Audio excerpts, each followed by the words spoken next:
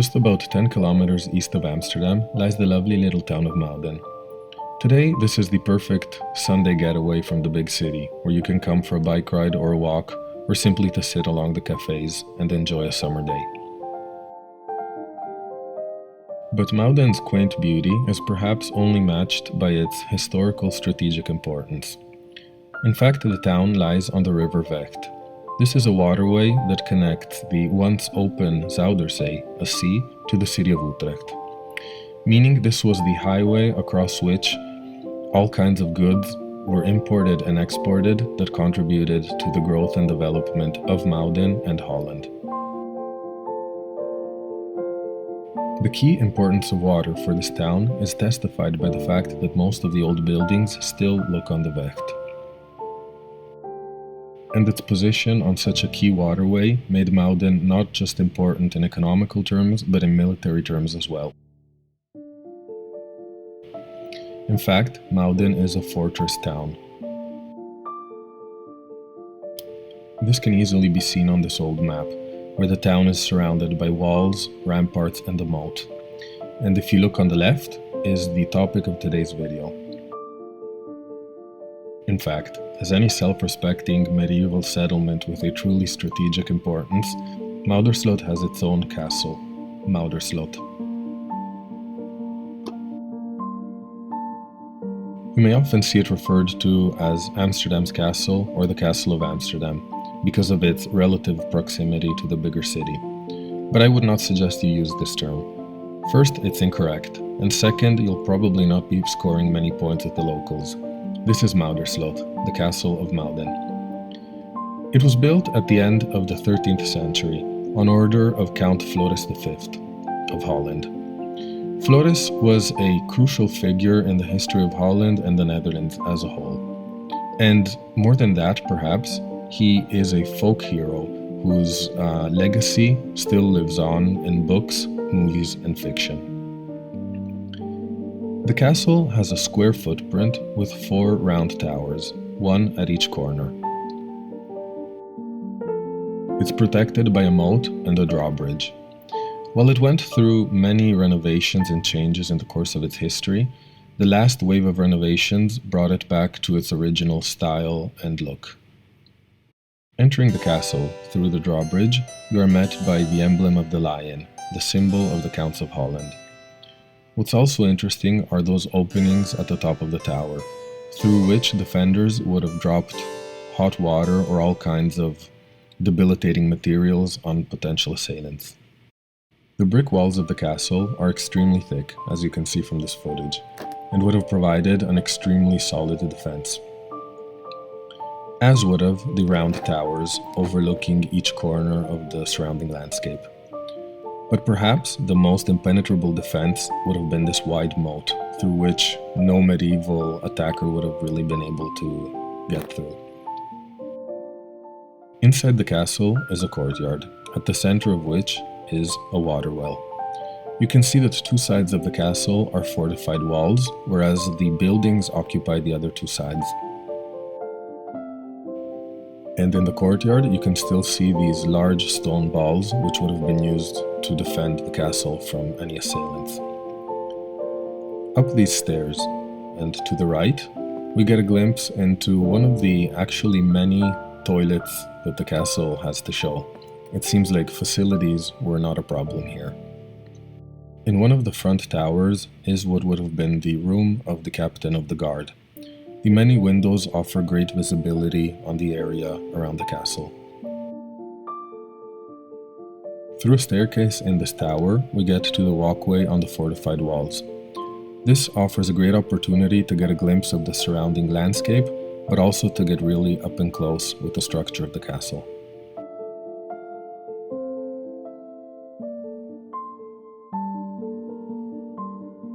And it's really not hard to imagine this courtyard bustling with life and activity throughout the course of the centuries. In fact, the purpose of Muiderslot was not just one of military defense. It was also the seat of power for the surrounding area, where politics were decided, justice was administered, and where passing by merchants on their vessels would stop to pay taxes, and perhaps to trade some of their merchandise before reaching the big city of Utrecht.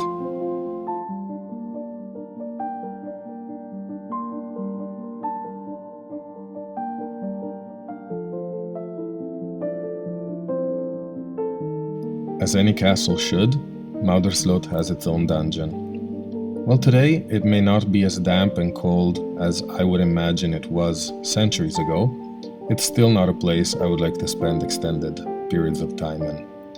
Especially not when your view on the outside world is this.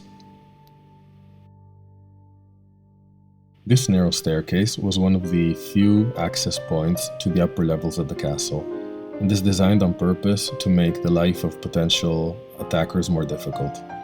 Overlooking these stairs is the so-called room of Count Floris, and if the door looks more like a jail cell than a bedroom, that is for a reason. In fact, Floris was held here against his will after being kidnapped by a group of nobles who wanted to eliminate him, which they unfortunately were successful at. For context, Floris lived around the time of William Wallace, and in fact was also a claimant to the throne of Scotland, albeit not the strongest claimant. He had Muiderslot built to be able to easily exact taxes on passing merchants. His men would draw a chain across the Vecht, making navigation impossible, and the chain would only be removed once the merchants would go to the very conveniently located castle, pay their taxes, and be cleared to leave. As we mentioned, Floris was kidnapped and held in Muiderslot for political reasons. However, fearing that the population would come to rescue him, his kidnappers decided to transfer him to Amsterdam. During the way, they decided that stabbing him to death was the better option. But let's not let Floris's sad demise cloud our visit to Muiderslot. The castle still holds a lot of interesting things for us to see. For example, at the top of this tower, we get a very close-up view at the lovely wooden structure holding up the roof and the walls of the tower. These wide beams are truly something that is worth seeing. No medieval castle is truly complete without a collection of arms and armor, and Muiderslot definitely delivers in this department, with a beautiful selection of swords, polearms, firearms, and ancient armor. And speaking of armor, you definitely shouldn't miss out on taking a look at the late 16th century Italian-made, probably Milanese, sets of armor made for the Amsterdam City Guard. While apparently very similar to each other, you can spend hours looking at small differences in the etchings and decorations of each one of these sets. But life in a castle is not just about war, weapons, and armor. And Muiderslot offers us a great glimpse into what life in the castle would have been like in the 17th century, when its main function was that of a seat for the administration of justice and politics. One of its most notable bailiffs was playwright and historian Hooft, who lived, worked, and operated here. He is behind the first rediscovery of the castle after it fell into grave disrepair during the Middle Ages. He worked and administered justice from here, but it is said he also hosted a group of cultured men and women here, the Muiderkring. These people would have likely hung out in this room, which today is called the Knight's Hall. This is the true heart of the castle, where politics would have been discussed, justice administrated, but also parties would have been had. Today, this room hosts a beautiful collection of paintings, mostly from the 17th century.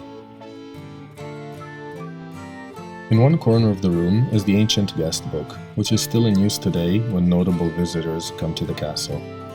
And the table on which so much work would have been done is comfortably placed in front of this giant fireplace. Discussing politics and culture burns a lot of calories, so it should come as no surprise that the next room is the kitchen. From here, all kinds of meals would have been prepared, fueling the work and productivity of the castle. The room is set up as if it were still fully active today, which makes it really interesting to visit. We also get to look at the more private and intimate life of the lord of the castle, like this private dining room set up for a lordly breakfast, 17th century style. Speaking of 17th century, the bedroom may look more comfortable than you may have imagined, apart from the tiny bed.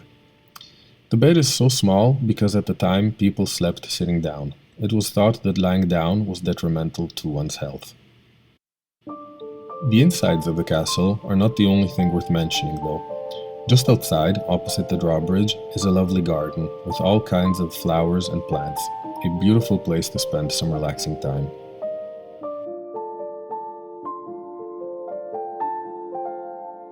And, should it be one of those rare sunny days when temperatures get too hot to handle also in the Netherlands, you can look for some shade and peace in the plum orchard that is just behind the castle. This plum orchard is built as it would have been in the 17th century. Today, Muiderslot is a very child and family friendly place. A place where you can come to immerse yourself in history, but also to relax and spend time with your loved ones. Anyway, that's it for today. I hope you enjoyed this video. Please like and subscribe if you did, and I'll see you soon with another castle.